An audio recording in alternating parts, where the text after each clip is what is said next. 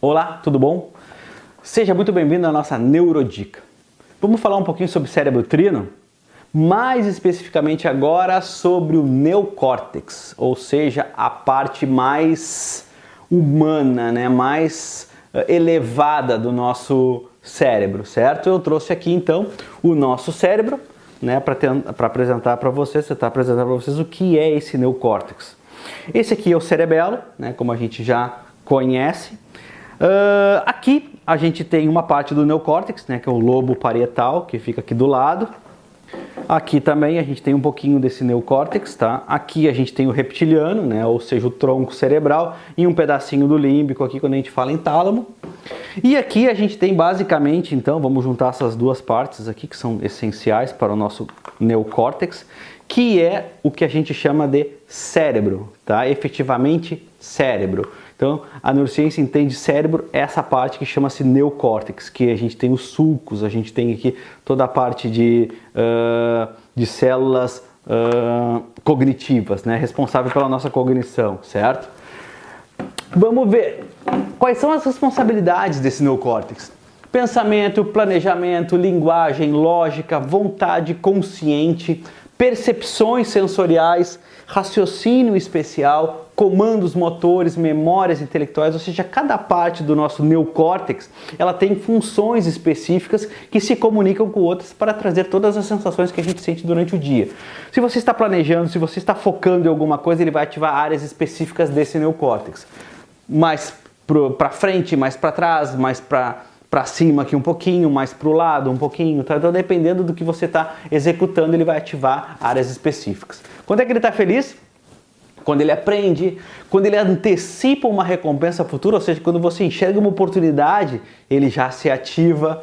Quando ele conecta propostas, ou seja, quando ele consegue encontrar soluções, ele também se ativa. Para que ele evoluiu? Para prever condições e ajudar a comunidade a evoluir. Ou seja, você já vive em sociedade, agora você quer evoluir com essa sociedade. Ou seja, você está planejando o futuro. O ser humano é o único animal que planeja, que projeta o futuro. Ou seja, o nosso córtex é o mais desenvolvido de todos, exatamente porque a gente planeja, certo? Localização. Está na parte externa do encéfalo, né? Ou seja, ele fica na parte externa aqui, se a gente for perceber, não sei se a gente consegue enxergar no vídeo, mas aqui a gente tem pequenas ranhuras aqui, né? Que são aonde ficam os pontos de soma, né? Desses neurônios, ou os corpos neurais desses neurônios, né?